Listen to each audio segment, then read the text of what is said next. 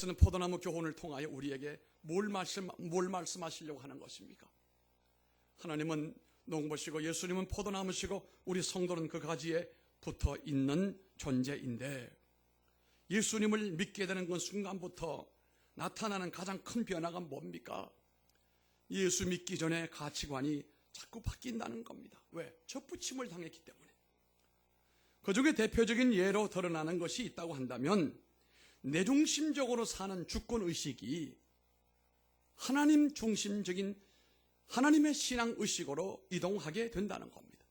철저히 내 주관으로, 내 에고이즘으로, 내 사상과 내 주장으로 뭉쳐져 있던 사람들이 이게 서서히 풀리면서, 그리고 하나님 주권으로 서서히 이게 옮겨져 가는 겁니다.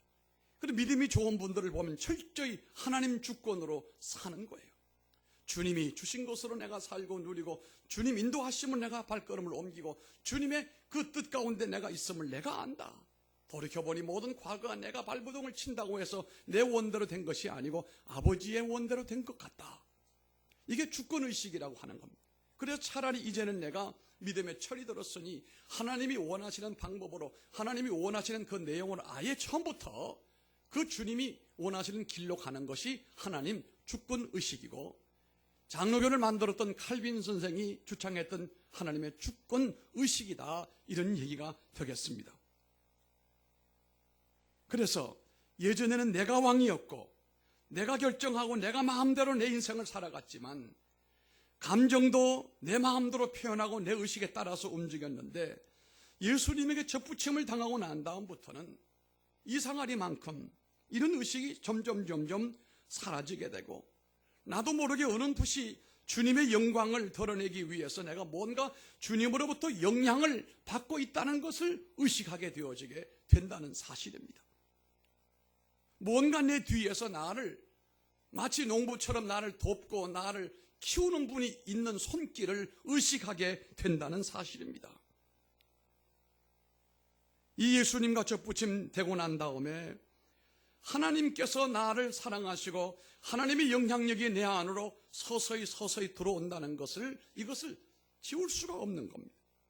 그래서 내 감정과 내 표현이 이전에는 순수하게 전부 내 중심이었지만, 내 속에 살아계신 하나님의 영향으로 드디어 하나님의 방법이 나오기 시작을 하고 하나님의 길이 보이기 시작하며, 여기서 하나님이 원하시는 열매가 맺히기 시작을 하는 것입니다.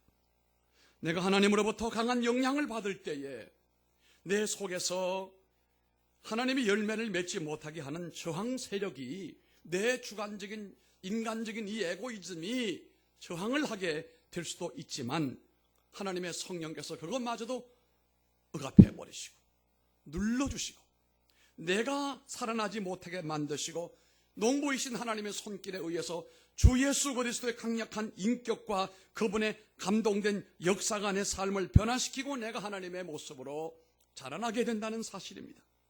본래 우리 속에는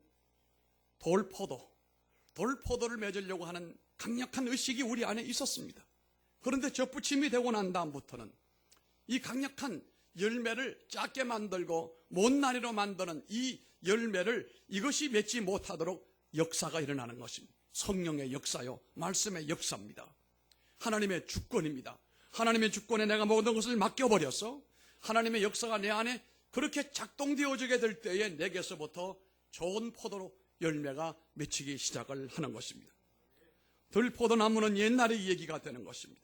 하나님의 은혜로 내 내면에, 하나님의 말씀으로 내 내면에 성품의 변화가 일어나게 되고 인격의 변화가 일어나게 되면 들포도를 맺게 하려고 하는 성질이 점점 빠져나가게 되고 밀려나가 버리고 만다는 겁니다.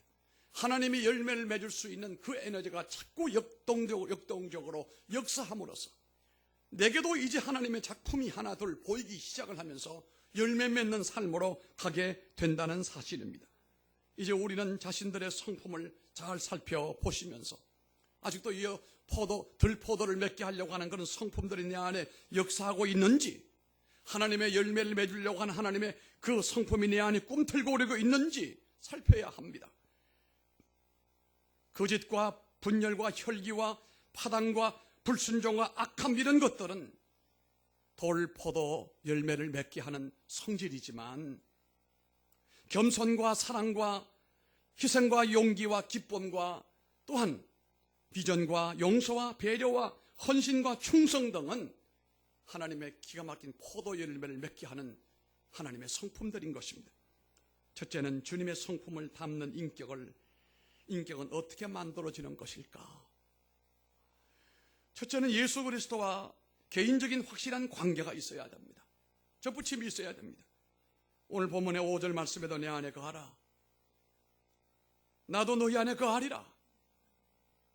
가지가 포도나무에 붙어있지 아니하면 절로 과실을 맺을 수 없음같이 너희도 내 안에 있지 아니하면 거하리라 말씀을 했습니다. 나는 포도나무여 너희는 가지라고 하신 것을 보면은 포도나무는 주인이시고 가지는 우리 한 사람 한 사람 우리 자신입니다. 가지가 포도나무에 붙어있지 아니하면 열매를 맺을 수가 없는 겁니다. 여러분 어떤 일이 있어도 포도나무에 여러분들이 떨어지면 안 됩니다. 멀어지면 안 됩니다. 딱 붙어 있어야 됩니다. 그렇게만 되면 관리는 누가 해주십니까? 하나님이 관리자가 되십니다. 그리스도인이 누구입니까? 교회 나오면 그리스도인입니까? 성경 한 군데도 그렇게 말하지 않아요. 세례만 받으면 그리스도인입니까? 세례 받고도 지옥 간 사람이 있습니다.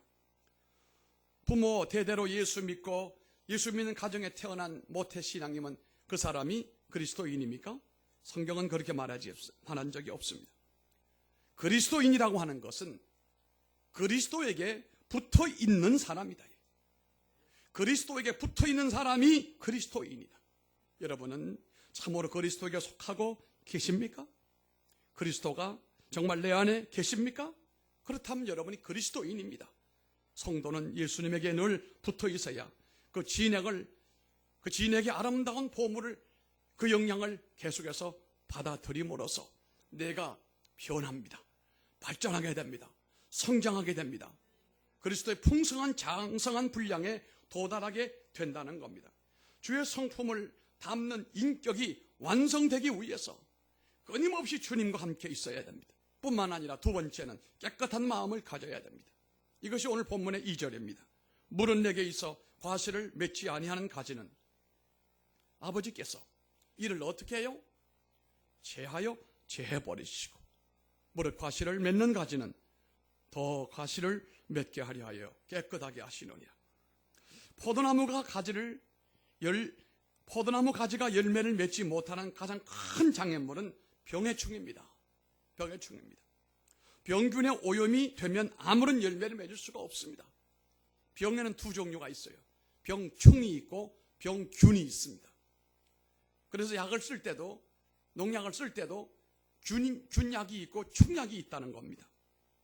이 병균과 병충에 포도나무는 상당히 저항력이 약합니다. 그래서 포도나무가 병이 잘 걸립니다. 이 병충을 뭘 얘기하는 겁니까? 바로 죄악에 씌인 악한 죄를 얘기하는 것입니다. 나의 잘못된 습관과 나의 이기심, 나의 냉담한 싸늘한 마음, 이런 것들이 결국은 열매를 맺지 못하게 하는 겁니다. 사람도 마찬가지입니다.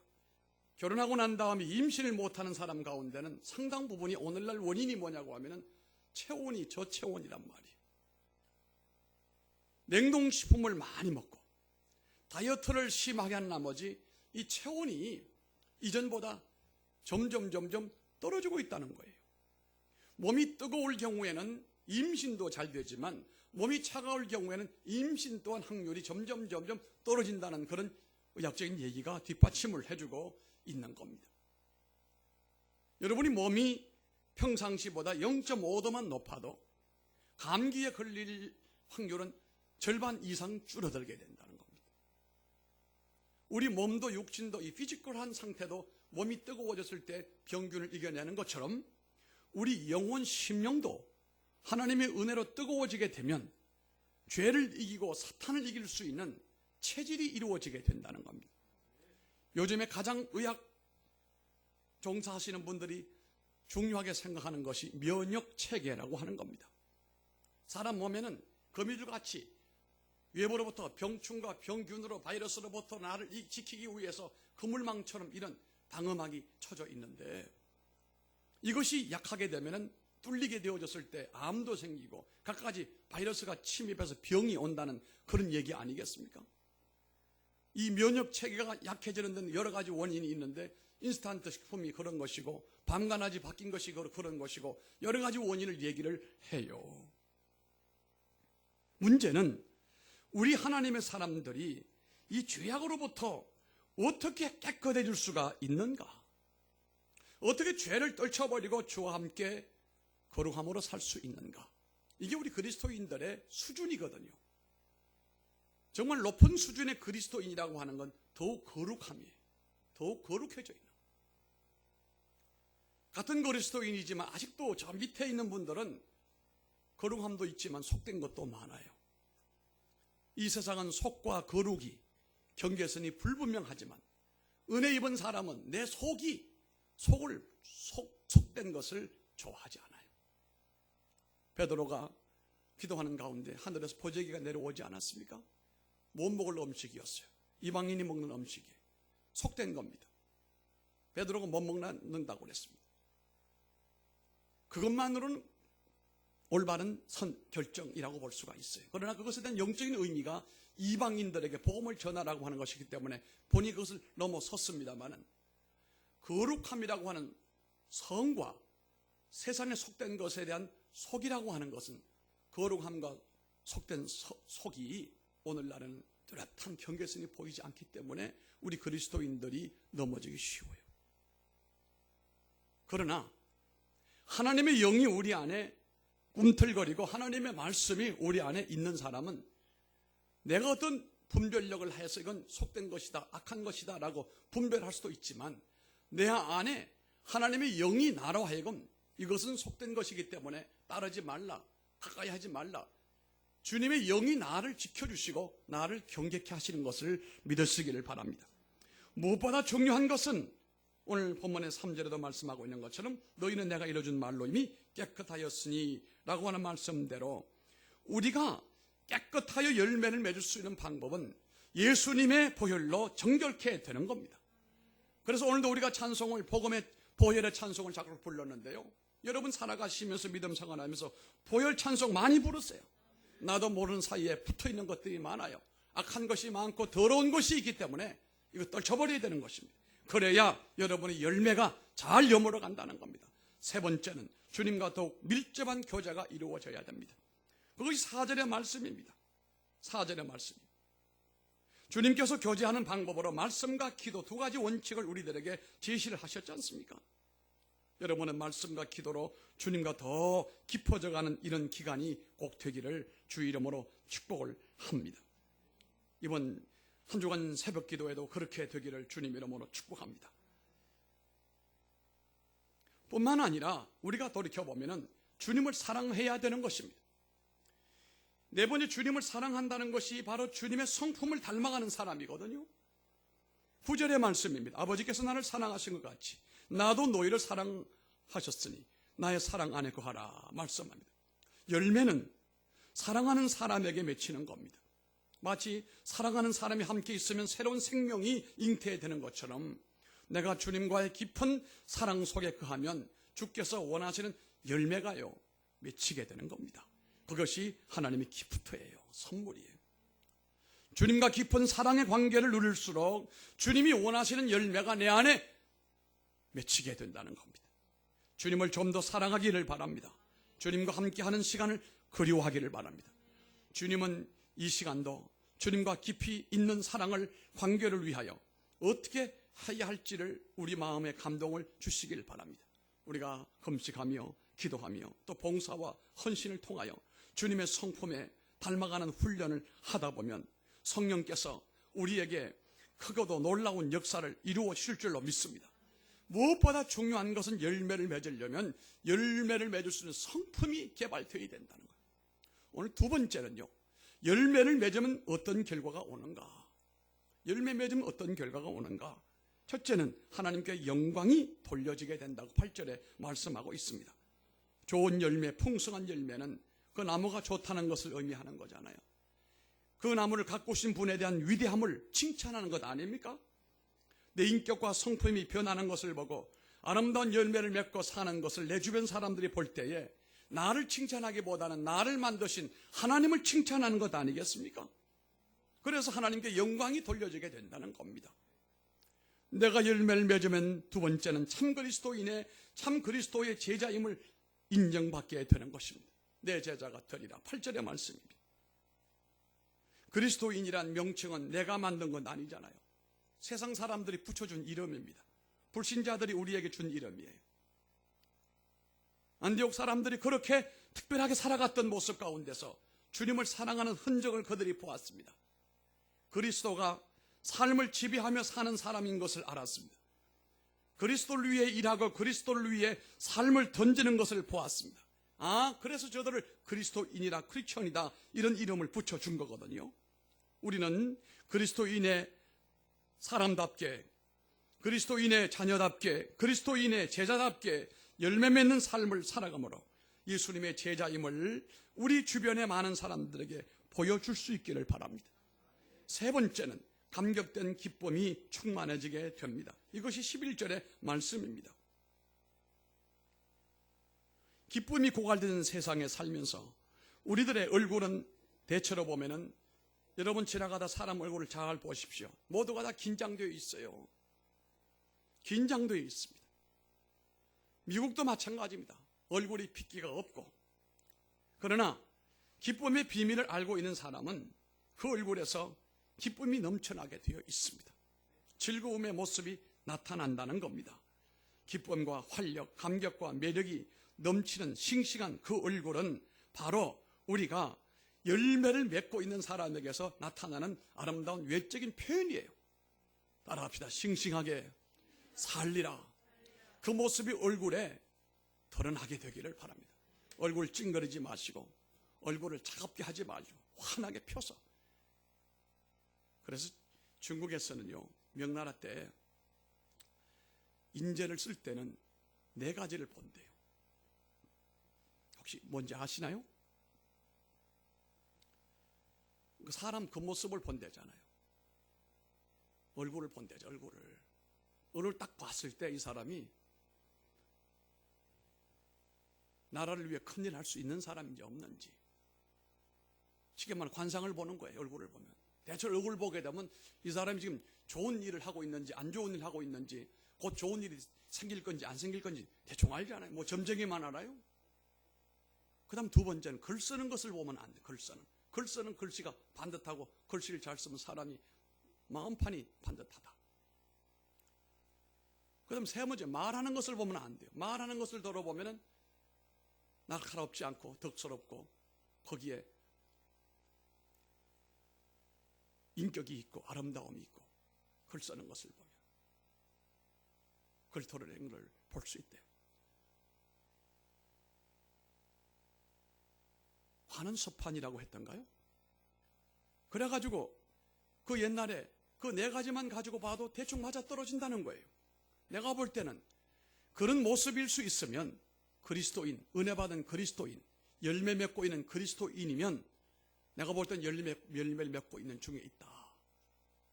여러분 열매를 맺을 때는 보면요, 그 나무도 과일 나무도 굉장히 싱싱하고 에너지가 넘치고 모든 것이 왕성한 모습임을 보게 되는 것이거든요.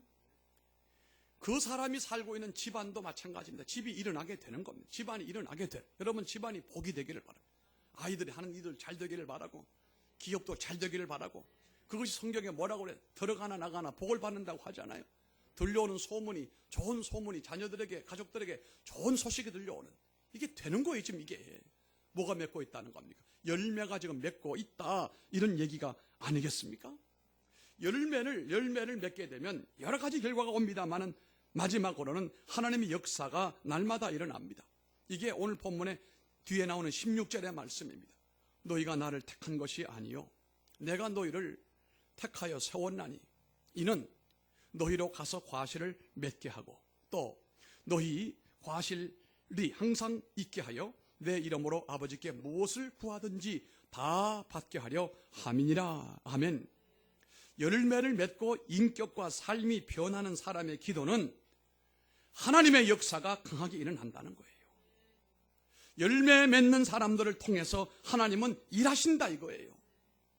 사랑하는 성도 여러분, 이 오늘 본문의 말씀은 우리 주님께서 다락방에서 제자들의 발을 다 씻기시고 최후의 만찬을 나눈 후에 마지막 목요일 밤에 제자들과 함께 조용히 황혼이 깃든 무렵에 포도원 곁을 지나가시다가 그 포도 열매를 보시면서 제자들에게 하신 말씀이에요. 이게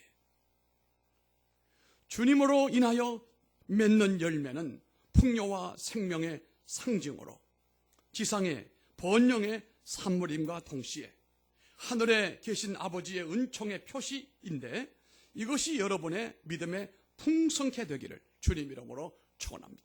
오늘 우리 성도들 모두에게는 이 포도가 세상 포도가 아닌 하나님의 포도 열매가 왕성히 달려서 여러분이 하나님의 제자인 것을, 하나님의 축복의 사람인 것을 확인할 뿐만 아니라 여러분의 열매로 하나님의 이름이 높이 들림을 받을 수 있도록 주의 복이 함께 하기를 바랍니다. 기도하겠습니다.